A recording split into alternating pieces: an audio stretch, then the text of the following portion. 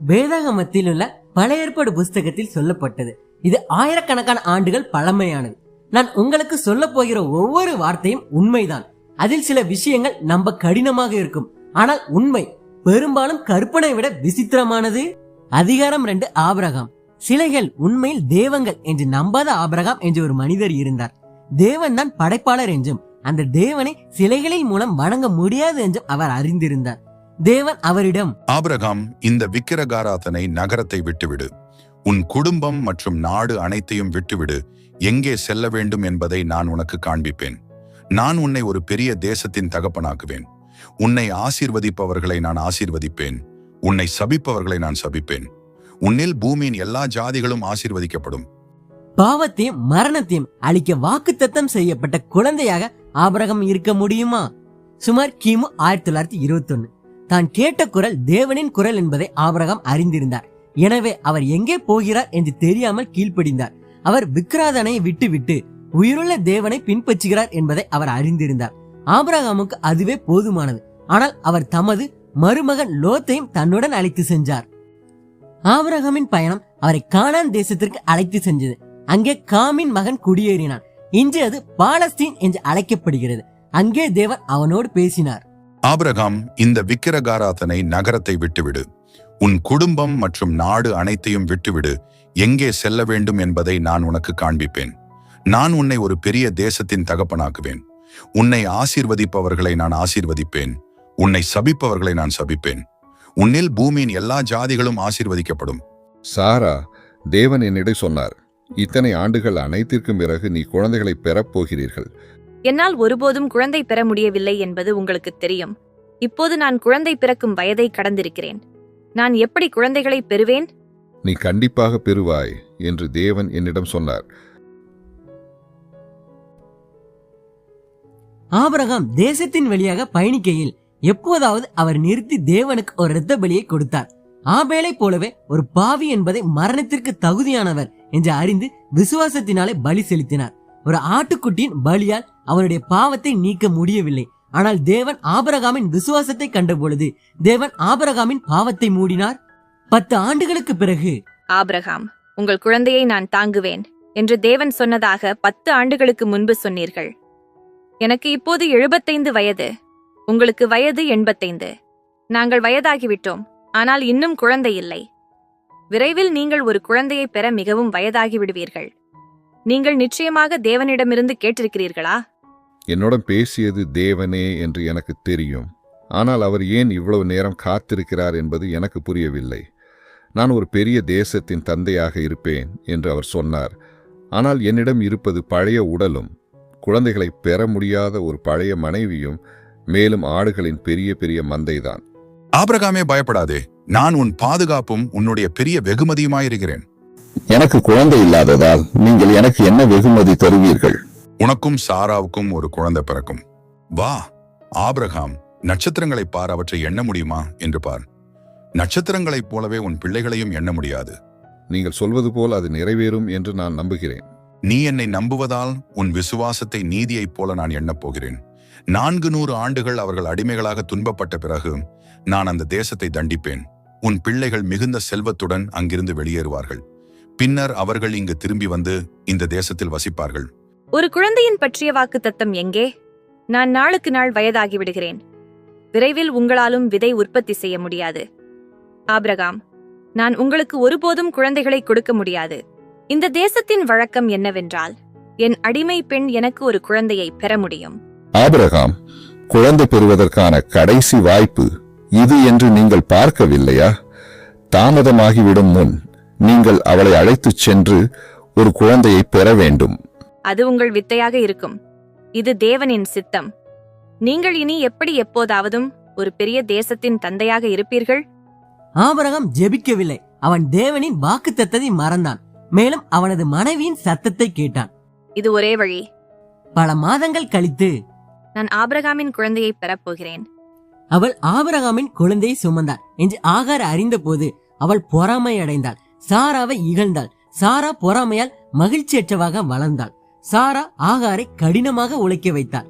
அவளிடம் கொடூரமாக நடந்து கொண்டாள். ஒரு மனிதனுக்கு 2 மனைவிகள் இருக்க வேண்டும் என்றோ அல்லது ஒரு மறுமனையாட்டின் மூலம் குழந்தைகளை பெற வேண்டுமோ என்று தேவன் ஒருபோதும் விரும்பவில்லை. நீ தண்ணீர் கொண்டு வந்தால் நீ விறகுகளை பிரிக்கலாம். ஆகார் ஓட திட்டமிட்டான். ஆகார் சாராவிடமிருந்து ஓடி வந்து வனாந்திரத்துக்கு சென்றாள். அவள் சோர்வடைந்து வெகு தூரம் செல்ல முடியாத பொழுது அவள் சோர்வோடு சரிந்தாள். தேவன் அவளுடைய துன்பத்தில் ஆகாரை கண்டார். அவளிடம் பேசினார். ஆகார், சாராவிடம் திரும்பி போய் அவள் கையின் கீழ் அடங்கிரு. நீ ஒரு மகனை பெறப்போகிறாய். அவருக்கு இஸ்மவேல் என்று பெயரிடுவீர்கள். அதாவது கடவுள் கேட்கிறார். அவனிடமிருந்து எண்ணற்றதை விட அதிகமான குழந்தைகள் வருவார்கள். இஸ்மவேல் ஒரு காட்டு மனிதனாக இருப்பான். அவன் எப்போதும் எல்லோரிடமும் சண்டையிடுவார். எல்லோரும் அவருடன் சண்டையிடுவார்கள். அவன் எப்போதும் தனது சகோதரர்கள் அனைவருக்கும் நெருக்கமாக வாழ்வார். ஆகார் வீட்டுக்கு திரும்பினாள். காலப்போக்கில் குழந்தை பிறந்தது. இந்த குழந்தை ஆபிரகாமின் குழந்தை என்பதால் அவன் பல தேசங்களின் தந்தையாக இருப்பான் என்று தேவன் என்னிடம் கூறினார். இஸ்மவேல் பின்னர் அனைத்து அரபு நாடுகளின் தந்தையானார். இஸ்மவேல் பிறந்தபோது ஆபிரகாமுக்கு 86 வயது. இஸ்மாயிலின் பிறப்பிற்கு பிறகு ஆபிரகாம் குழந்தைகளை பெற வயதாகிவிட்டார்.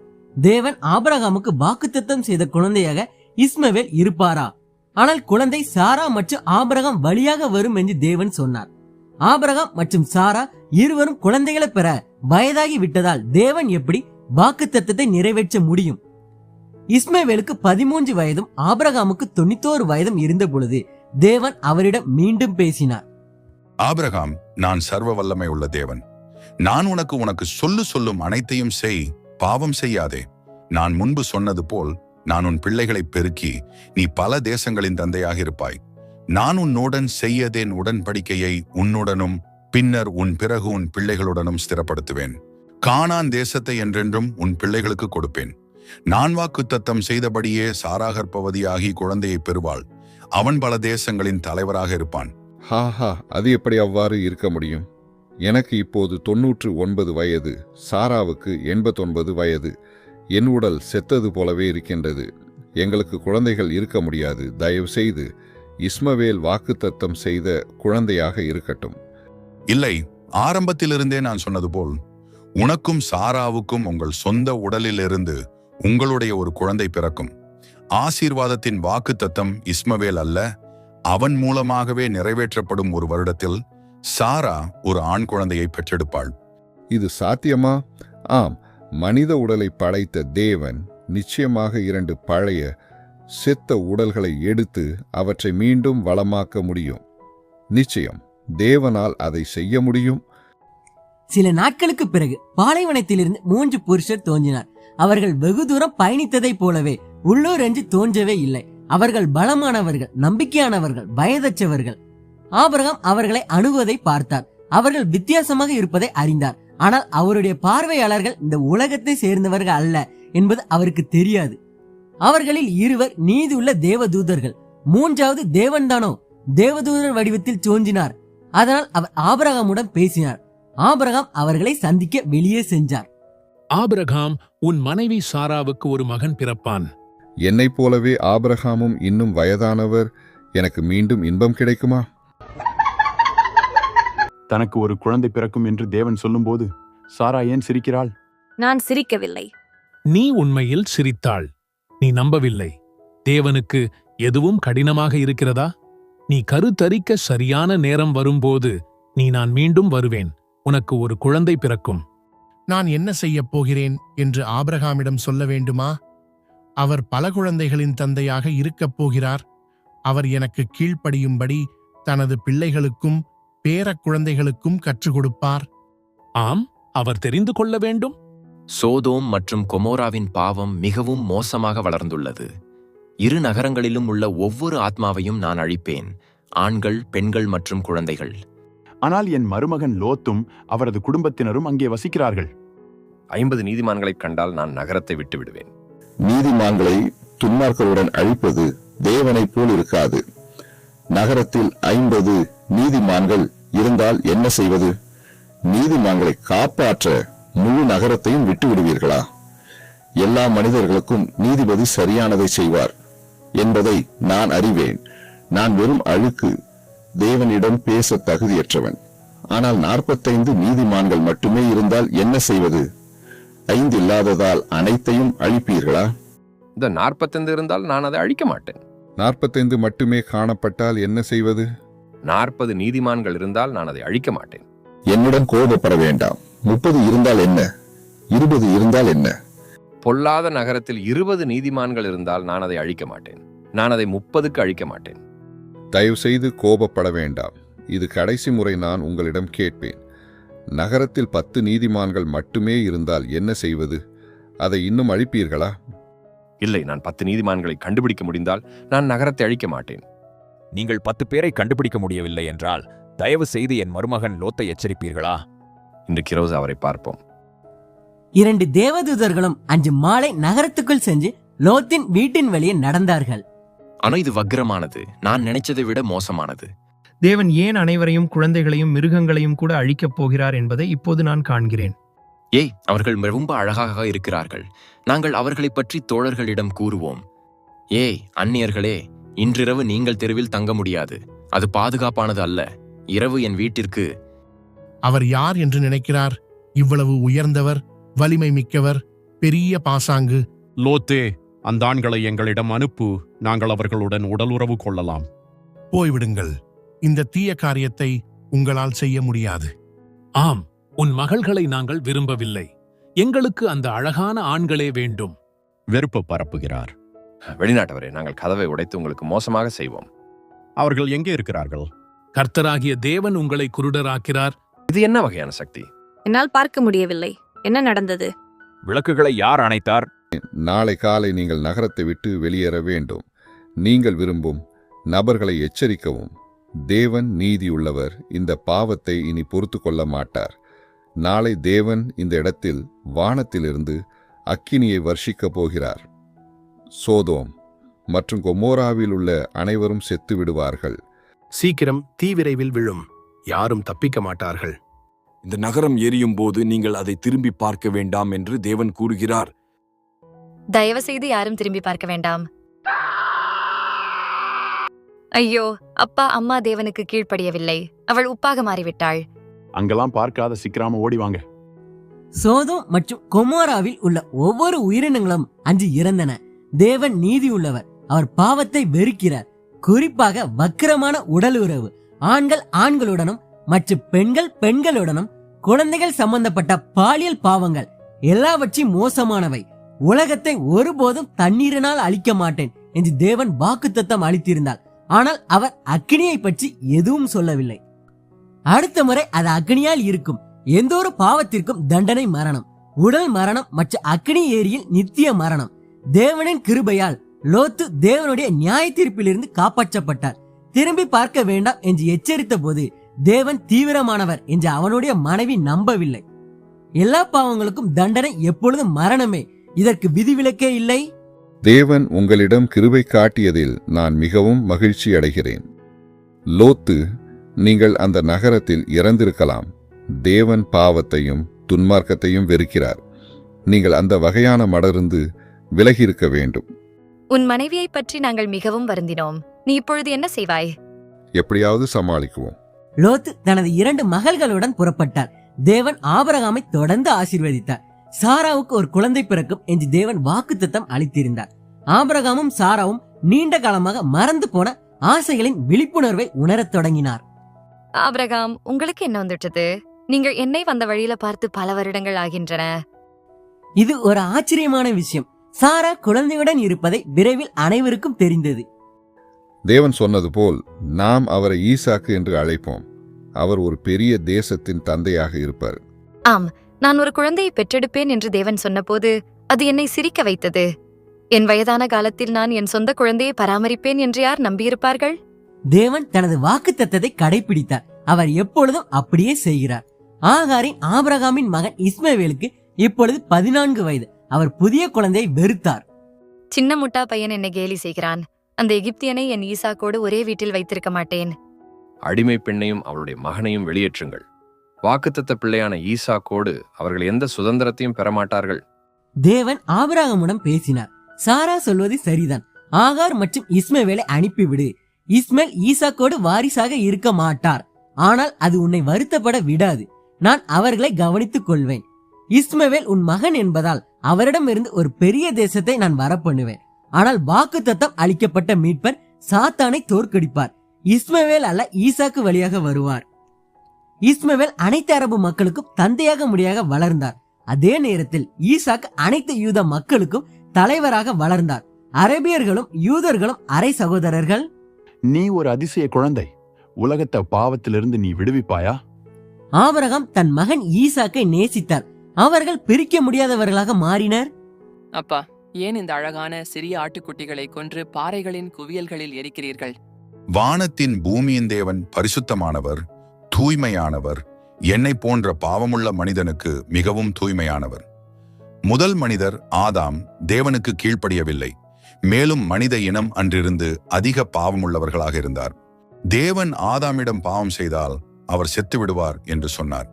ஆனால் ஆதாம் பாவம் செய்த பின் மிருகங்களை கொன்று அவற்றின் தோள்களை ஆதாம் மற்றும் ஏவாளின் அவமானத்தை மறைக்க பயன்படுத்தினார்.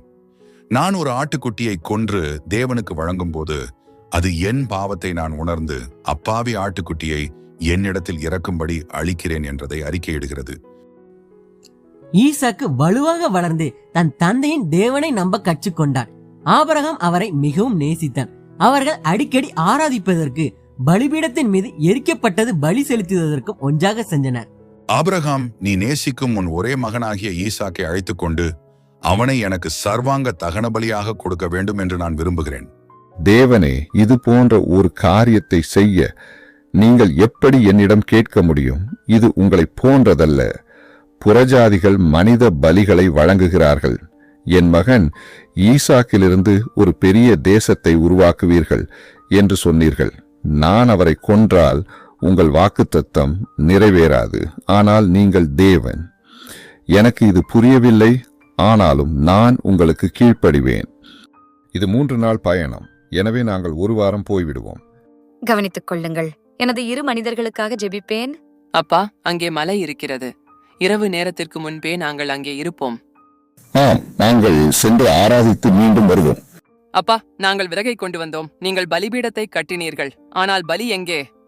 ஈசாக்கு, தேவன் என்னிடம் பேசுவதையும் உண்டாய்க்கும் எனக்கும் எங்கள் வயதான காலத்தில் ஒரு குழந்தையை பெற்றெடுப்பதை நான் உனக்குச் சொன்னது உனக்கு நினைவிருக்கிறதா? சரி, அவர் மீண்டும் என்னிடம் பேசினார். இந்த முறை அவர் உன்னை ஒரு சர்வங்கா தகன பலியாக வழங்குவதாக கூறினார். என்னையா? அப்பா, நீங்கள் உறுதியாக இருக்கிறீர்களா? நான் ஒரு பெரிய தேசத்தின் வாரிசாக இருக்க வேண்டும் என்று தேவன் உங்களுக்குச் சொல்லவில்லையா? என் குழந்தைகள் வானத்தின் நட்சத்திரங்களைப் போலவே இருப்பார்கள் என்று. நான் இப்போது மரித்தால் தேவனின் வாக்குத்தத்தம் என்ன ஆகும்? தேவன் வாக்கு அளித்ததை அவரால் செய்ய முடியும் என்பதை நான் கற்றுக்கொண்டேன். நீ ஒரு பெரிய தேசத்தின் தந்தையாக இருப்பாய் என்று அவர் சொன்னால், நீ செத்தாலும் நீ தந்தையாக இருப்பாய். நான் செத்துவிட்டால் அது எப்படி நடக்கும்? எனக்கு தெரியாது. அவர் உன்னை மரித்தோரிலிருந்து எழுப்பாதவரை. அப்பா, எது நடந்தாலும் நாம் தேவனுக்கு கீழ்ப்படிய வேண்டும். அவர் தேவனுக்கு கீழ்ப்படுகிறார் என்பதை ஆபிரகாம் அறிந்திருந்தாலும் சர்வாங்க தகன பலியை வழங்குவதற்காக நடைமுறைகளை பின்பற்றும் பொழுது அது அவருடைய இருதயத்தை சோகப்படுத்தியதோடு கைகள் நடுங்கியிருக்க வேண்டும். அவனுடைய மகனின் கைகளையும் கால்களையும் கட்டி பலிபீடத்தில் மீது வைத்தார். அடுத்த கட்டமாக கத்தி அவரது தொண்டையில் மூழ்கடித்தது. தேவனிடம் ஒரு விசுவாச ஜெபத்துடன் ஆபிரகாம் கத்தியை தூக்கினார். அவர் கீழ்நோக்கி செல்லும் போது திடீரென்று வானத்திலிருந்து ஒரு சத்தம் கேட்டது. ஆபிரகாம், ஆபிரகாம், குழந்தைக்கு தீங்கு செய்யாதே. உன் ஒரே மகனை எனக்கு கொடுக்கும் அளவிற்கு கூட நீ கீழ்ப்படிய தயாராக இருந்ததால் நீ என்னை நம்புகிறாய் என்று இப்போது எனக்கு தெரிந்தது. ஆபிரகாம் மேலே பார்த்த பொழுது ஒரு ஆட்டுக்குட்டி புதரில் சிக்கியிருப்பதை கண்டார். அப்பா, பாருங்கள், என் இடத்தை பிடிக்க தேவன் ஒரு ஆட்டுக்கடாவை கொடுத்தார். ஆபிரகாம், உன் ஒரே மகனை தடுக்காதபடிக்கு நீதை செய்ததால் நான் உன்னை ஆசீர்வதித்து உன் பிள்ளைகளை வானத்தின் நட்சத்திரங்களாக பெருக பண்ணுவேன். உன் பிள்ளைகள் இந்த நிலத்தை எடுத்து உன் எதிரிகளை அழிப்பார்கள். மேலும் உன் பிள்ளைகளில் இன்னும் பிறக்கப் போகிற ஒருவரின் மூலம் பூமியின் அனைத்து நாடுகளும் ஆசீர்வதிக்கப்படும். அப்பா, நீங்கள் சொன்னது போலவே அவர் இரக்கமுள்ள தேவன். ஆபிரகாமுக்கு 2 மகன்கள் இருந்தனர், இஸ்மவேல் மற்றும் ஈசாக்கு. ஈசாக்குக்கு ஆபிரகாமுக்கும் அளித்த வாக்கு தத்தத்தை நிறைவேற்ற தேவன் தேர்ந்தெடுக்கப்பட்ட மகன். ஈசாக்கிற்கு யாக்கோப் என்ற மகன் இருந்தான். அதன் பெயர் பின்னால் இஸ்ரவேல் என்று மாற்றப்பட்டது. யாக்கோபுக்கு 12 மகன்கள் இருந்தனர். அவர்கள் காலப்போக்கில் தங்கள் குடும்பத்தினருடன் எகிப்துக்கு சென்றனர். அங்கே அவர்கள் அடிமைகளாக மாறினர். 1706 கிமு. யாக்கோபின் 12 மகன்கள் இஸ்ரவேலின் 12 கோத்திரங்களாக மாறினர். இஸ்மவேலுக்கு 12 இளவரசர்கள் இருந்தனர். அவர்கள் அரபு மக்களாக மாறினர். இதோட அதிகாரம் 2 ஆபிரகாம் முடிந்தது. அடுத்து அதிகாரம் 3 மோசேயில் சந்திக்கலாம்.